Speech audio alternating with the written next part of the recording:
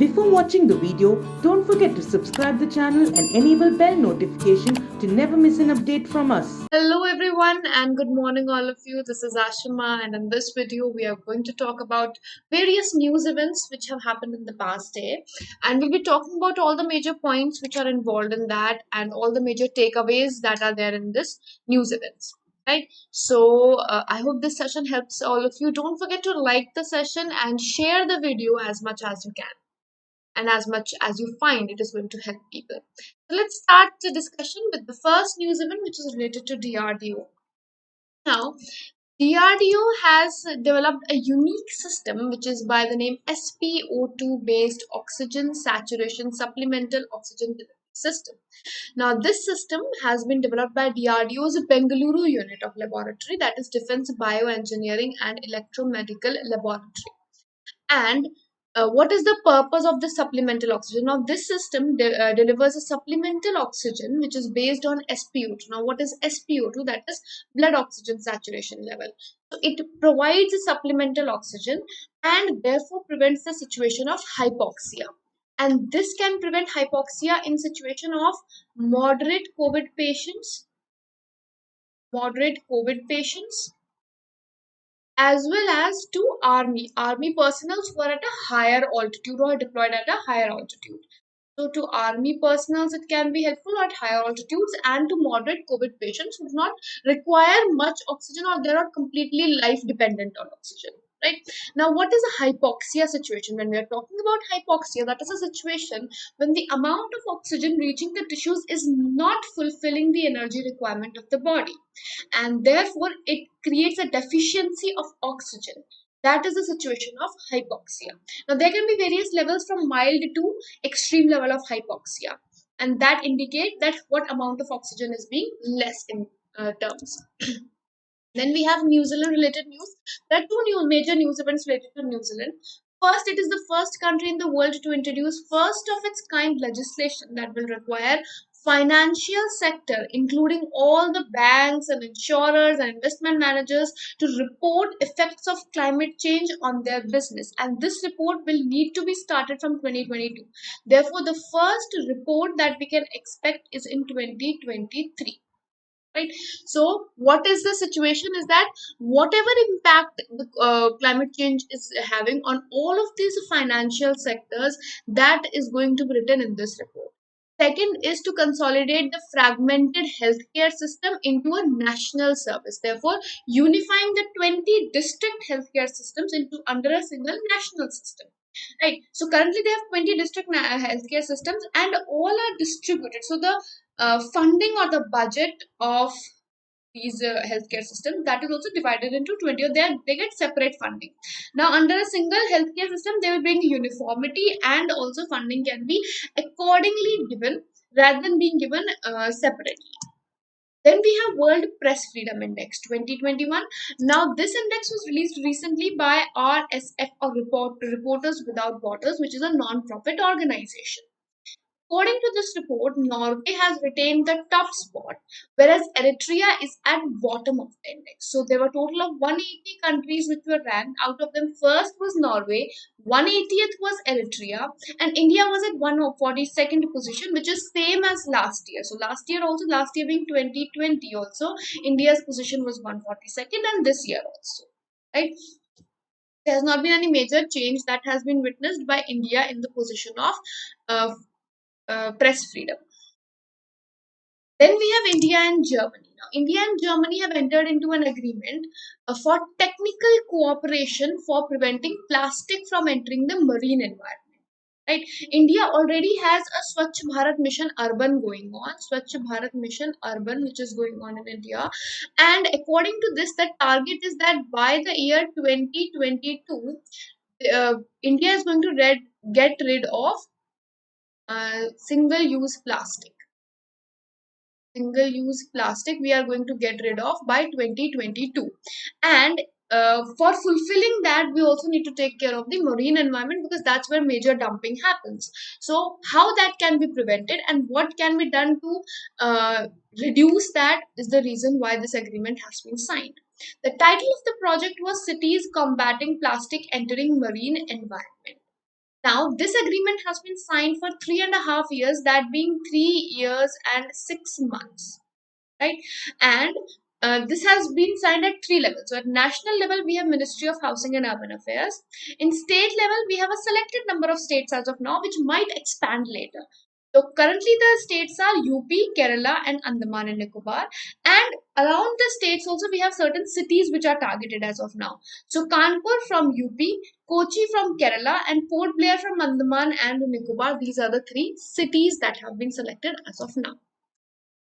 Then we go to a few one-liners. So ICMR, Indian Council of Medical Research, has announced that Covaxin is the vaccine which can neutralize the double mutant strain of COVID-19, which is currently creating that havoc which we are facing right now. Right. So this is the double mutant COVID-19, and Covaxin can fight against, or it can neutralize that strain of COVID-19 that has been proposed in the recent research of ICMR. Then Miguel Mario Diaz Canel, he is currently the president of Cuba, and now he has become the first secretary of Communist Party of Cuba. Now, this Communist Party is the only party of Cuba because Cuba is a one-party nation. Therefore, being the secretary of the party is the highest position that can be taken by any leader. So currently, Miguel Mario Diaz has both the biggest or highest positions of the country as a president also, and as the head of the party as well. So he has both the higher positions in with him as of now. Then India has been elected to three bodies of United Nations, which is ECOSOC we are talking about here. ECOSOC, Economic and Social Council of United Nations, and ECOSOC is headquartered in New York City. Now, what are the three bodies we are talking about? They are Commission on Crime Prevention and Criminal Justice, Executive Board of UN Entity for Gender Equality and Empowerment of Women, and the third being Executive Board for World Food Program. These are the three bodies for which India has been elected to the head. Now, if we are talking about elected, we are not talking about ballot election, because India was not elected via these voting. India was acclaimed to the position. Being acclaimed means being honored to the position, right? Just like we have lifetime achievements award, they are not voted to certain things, they are because of the work they have done, right? So it is kind of acclamation, and there are various countries which were acclaimed to certain positions in ECOSOC recently, right? Then we have World Creativity and Innovation Day, which was held on 21st of April, and it is observed every year. And the celebration of this had started in 2018. Also, there is a week which is celebrated for creativity and innovation, which started at 15th of April and ran till 21st of April. Then we have Civil Services Day, which was observed again on 21st of April. It is observed again every year in India.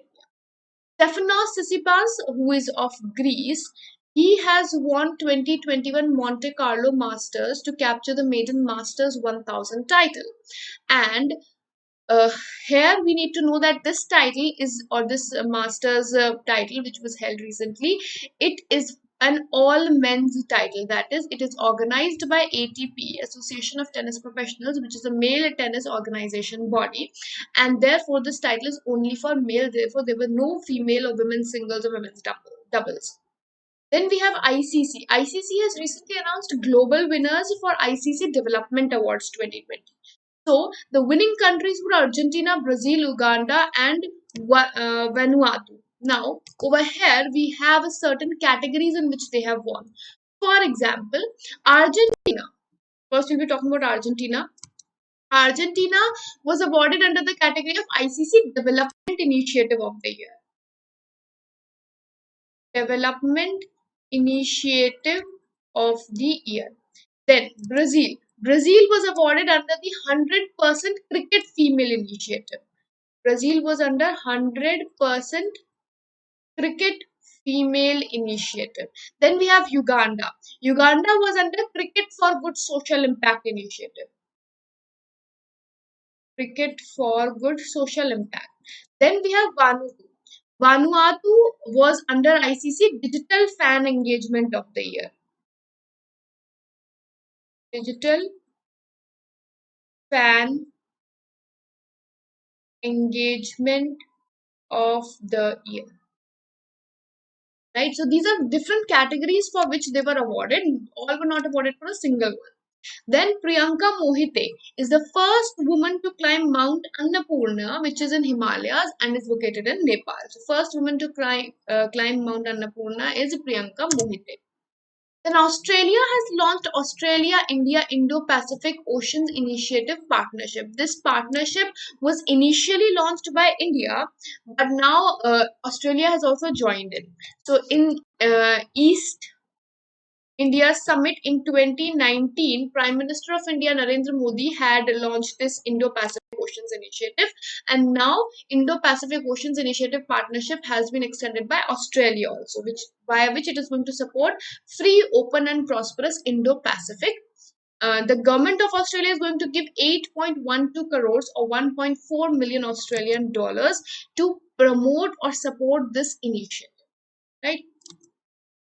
Then we have NASA's experimental Mars helicopter, which is Ingenuity.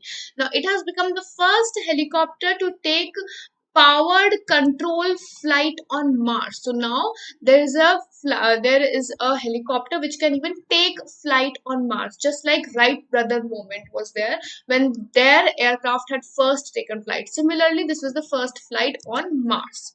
Then co-creators of Google Pay, that is Sujit Narayan and Sumit Gawalani, they have launched Fee.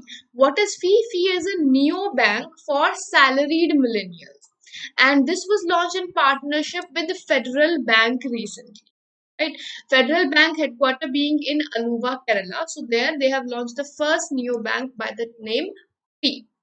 Now, with this, we wind up the segment, and I hope this session has been helpful for all of you. We'll see you in the next video with more such news events. Until then, goodbye, take care, have a wonderful day ahead, and see you in the next video.